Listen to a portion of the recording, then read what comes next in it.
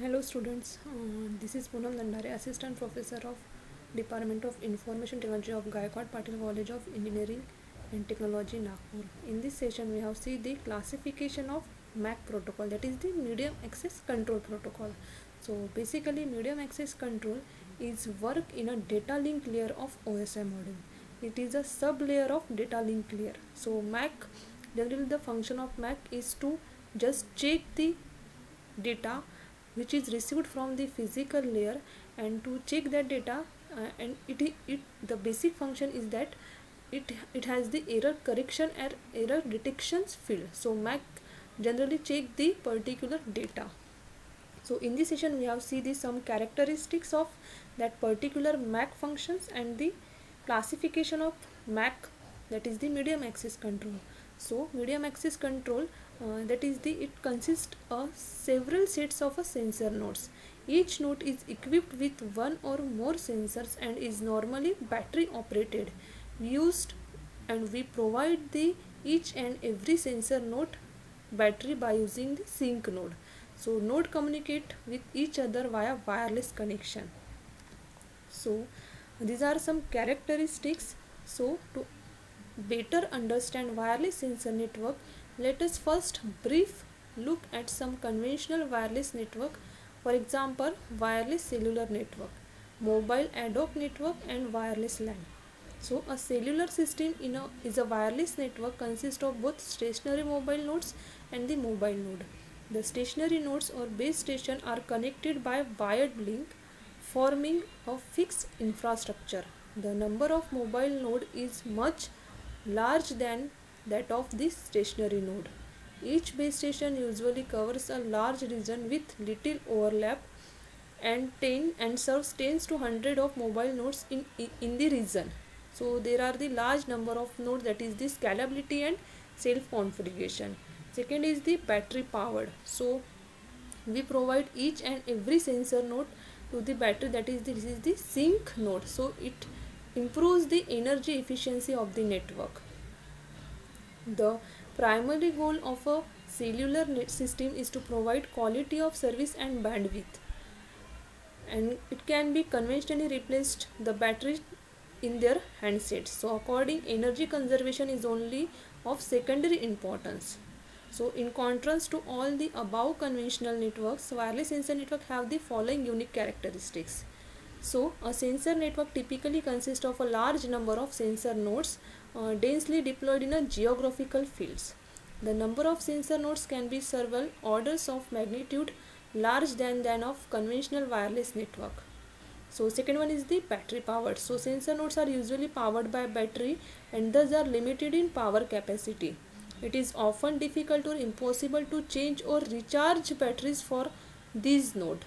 The lifetime of a sensor network largely depends on the lifetime of its sensor nodes. Sensor nodes are often deployed in an ad hoc fashion without careful planning and engineering. Hence, they must be able to organize themselves into a communication network.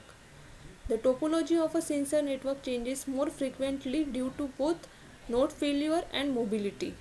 Sensor nodes are prone to failure. Most sensor nodes are stationary after deployment, but in some applications, some sensor nodes can also be mobile.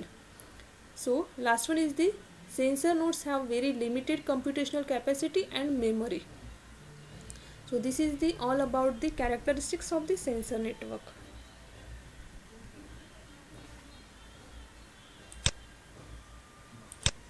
So next is the MAC protocol classification. So there are the two types of the MAC protocol classification. First is the contention free MAC protocol and second one is the contention based MAC protocol. So in contention free MAC protocol, a shared medium is divided into a number of sub channels in term of time, frequency, or code division. So these sub channels are allocated to individual node with each other occupying one sub channel. So this allow different nodes to access the shared medium without interfacing with each other and thus effectively avoids collision from different nodes. The most typical example of contention free MAC protocol are TDMA, that is the time division multiple access. Second one is the FDMA, that is the frequency division multiple access.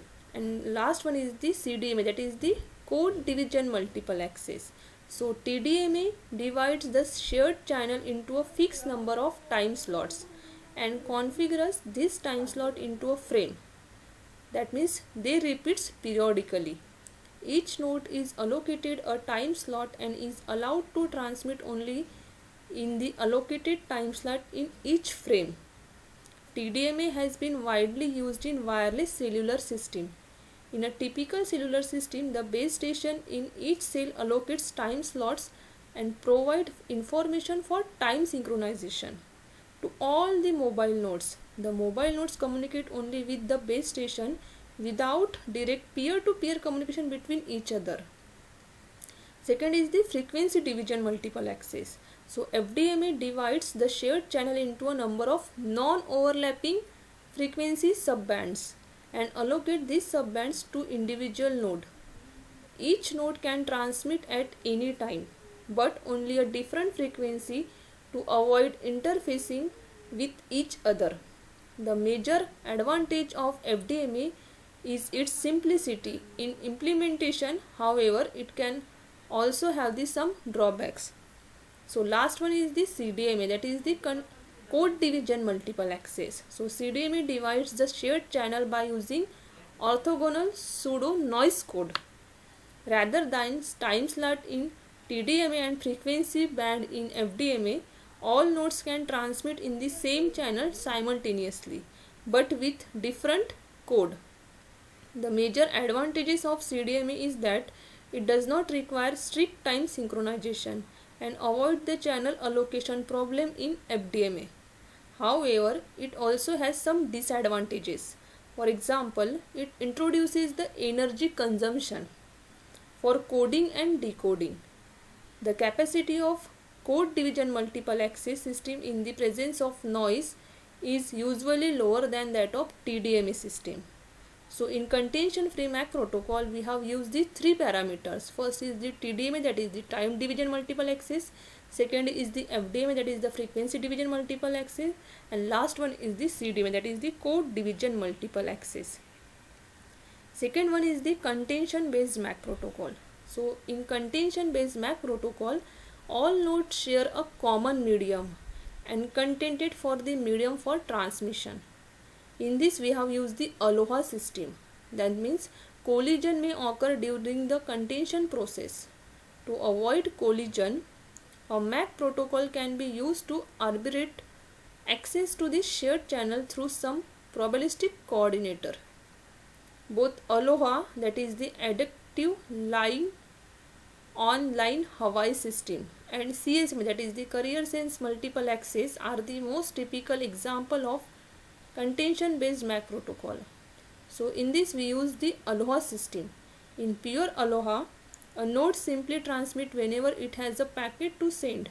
In the event of a collision, the collided packets is distracted. The sender just wait a random period of time and then transmit the packet again. In slotted Aloha, time is divided into discrete time slot. Each node is allocated a time slot. A node is not allowed to transmit until the beginning of the next time slot.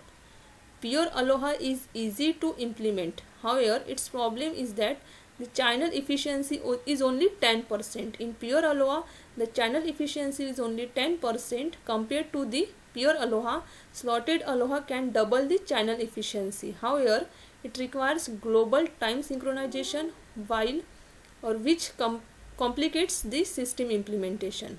So in contention based we have used the Aloha system and the CSMA system, and in contention free we have used the TDMA, FDMA and CDMA channel. So MAC is critical for enabling successful network operation in all the shared medium network. The primary task of MAC protocol is to arbitrate access to shared a medium or channel in order to avoid collision, and at the same time to fairly and efficiently share the bandwidth resources among multiple nodes. So in MAC protocol there are the two classification, contention free and contention based MAC protocol. So some common MAC protocol requirements are the quality of service, decentralized, flexibility.